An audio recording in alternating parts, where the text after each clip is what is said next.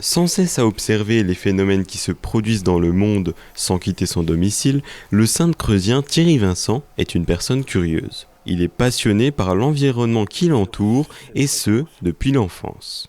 Certainement tout petit, avec peut-être la première construction de mon poste à Galène, où j'étais émerveillé de percevoir des stations de radiodiffusion avec des moyens tout à fait simples et sans pile. C'était fabuleux. Et je pense que ça m'a poursuivi tout au long de ma vie, pour en arriver à ce stade. C'est vrai que mes observations sont très nombreuses. Ça part des observations météo, du magnétisme terrestre, des séismes et des observations liées à la radio, à la propagation des ondes. C'est déjà un grand domaine. Bricoleur et touche-à-tout, il possède plusieurs instruments lui permettant de relever différentes mesures. Il y a les capteurs météo, bien entendu, des capteurs météo classiques. Au niveau des séismes, c'est un séismo que j'ai monté, disons, moi-même. Voilà, le champ magnétique terrestre également. C'est du homemade, on va dire. Et puis en radio, comme on le voit ici, c'est beaucoup de récepteurs pour traquer différentes fréquences, différents phénomènes de propagation. Des choses qui me passionnent. Donc c'est des pesées assez lentes sur le sol pour générer des fréquences relativement basses qui permettent de simuler ces micro-séismes locaux. Des passions qui s'entremêlent et qui cultivent la curiosité de Thierry. Toutes ces mesures s'imbriquent les unes dans les autres.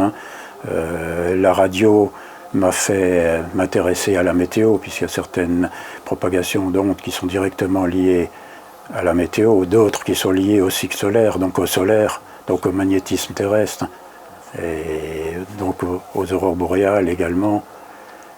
Donc il y a beaucoup de domaines qui s'imbriquent et qui forment un tout. Concernant les ondes sismiques, les données enregistrées sont propres au terrain, à la nature des roches et au positionnement de l'appareil. Ces ondes mettent un certain temps à parvenir jusqu'au capteur. Les résultats démontrent les violences des chocs sismiques de la Terre. Certains séismes marquent davantage les relevés. Un des derniers en date, le séisme du Venezuela. Donc 2 séismes consécutifs. Premier, deuxième.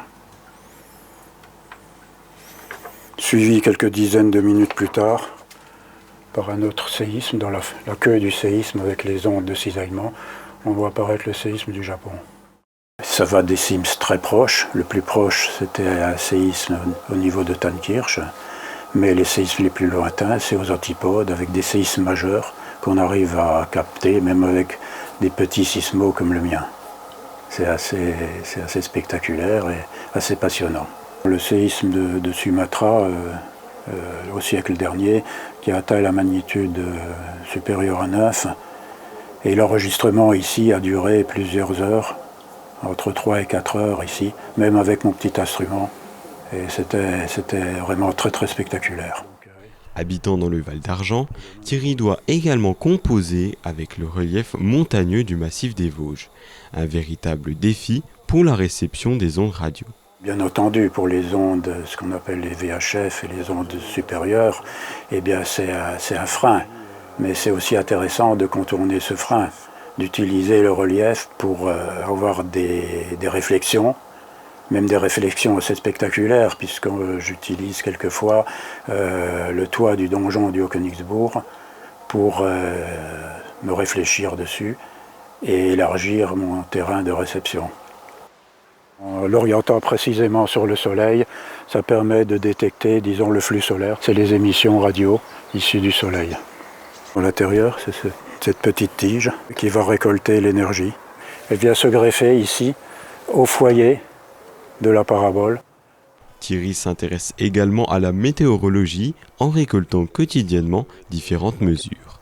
Il observe notamment le changement climatique. Les mesures météo se sont inscrites dans un partenariat de bénévoles avec Météo France durant plus de 20 ans. Et je poursuis actuellement, mais c'est la collecte de ces données. Ce serait dommage d'arrêter parce que c'est une très belle série temporelle qui dure depuis plus de 40 ans. Donc avec la mise en évidence également de la progression de ce réchauffement. Une situation qui l'interpelle. C'est plus qu'alertant, oui, oui. Et je dirais que c'est une explosion pratiquement exponentielle depuis quelques années. On ne sait pas comment ça va évoluer. Un dérèglement que nous avons pu constater davantage ces dernières années. Même si le Val d'Argent est un territoire montagneux, il n'est pas épargné par le changement climatique.